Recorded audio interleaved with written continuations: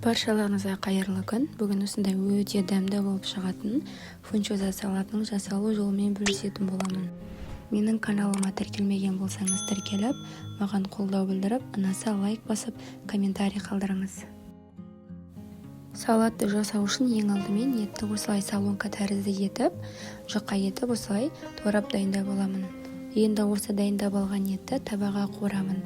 Мендегі хи майы осы майға етті жақсылап тұрып, қуырып, аздап дәміне қарайды салып, өзінің сөліне немесе асты жабысып қалмау үшін аздап су құйып, 1 сағат көлемінде жұп-жұмсақ етіп пісіріп алатын боламын.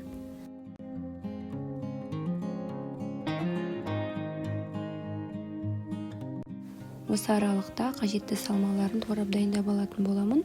Маған огурцы және де болгарский перец және де морковь қажет болды. Осылардың барлығын салонка едіп, жұқалап, турап дайындап алдым.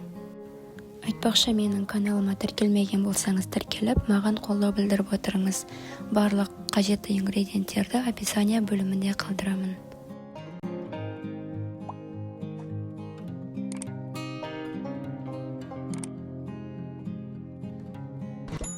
Мен морковьті осылай үкіштен, яғни теркадан осылай жұқа етіп өткізіп дайындап алдым.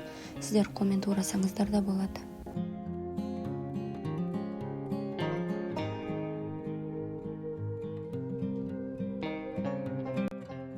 Осылай барлық салмаларын ыдысқа салып дайындап алдым.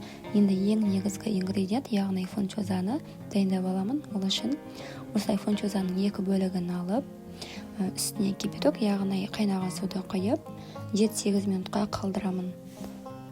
7-8 минуттан кейін суын төгіп тастап, мұздай сумен жуып алыңыздар. Сол кезде фунчоза бір-біріне жабыспайтын болады. Енді осылай арнайы ножница, яғни қайшының көмегімен фунчозалар ұзын болғандықтан осылай қиып, немесе сіздер пышақпен де қолдансаңыздар болады. Осылай қиып барлығын дайындап аламын.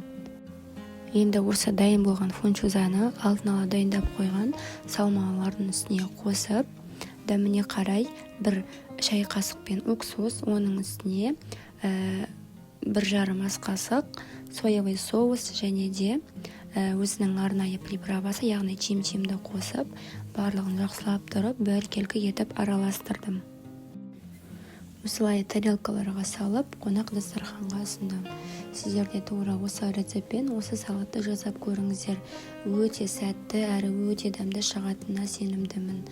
Менің каналыма тіркеліп, маған қолдау білдіріп, ұнаса комментарий қалдырыңыз. Менің каналымда көптеген әртүрлі рецепттер бар.